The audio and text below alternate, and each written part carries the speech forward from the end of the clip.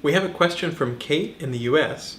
Kate asks, do you have any specific tips for news sites which have unique concerns compared with commercial sites?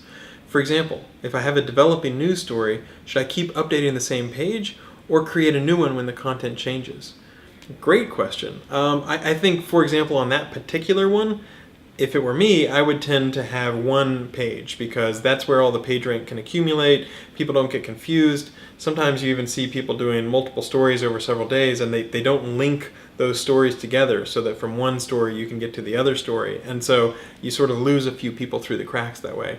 So Marissa Meyer in the past has talked about having living topics or topic pages that are really like exhaustive entries about a specific area or type of breaking news. And so you can see something like Wikipedia is another example where they have one page that just gets richer and more developed. So at some point a news story is over and you want to move on to creating a new page.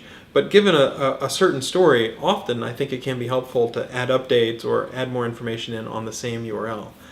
There's a lot of other stuff you can think about. Do read Google News documentation. There's some meta tags and other tags that they have available that aren't available to other people or that Google News treats specially. You might also think about using authorship. So that's a way that you can mark up so that we can understand more accurately who wrote a particular story or who wrote a particular page. There's a lot of stuff there. If you're a news site, I would do a little bit of research along those lines as well. But if you're doing just a developing news story, I would probably keep it all on a page or one long page if at all possible, just because that lets everybody know that one URL that they should point people to.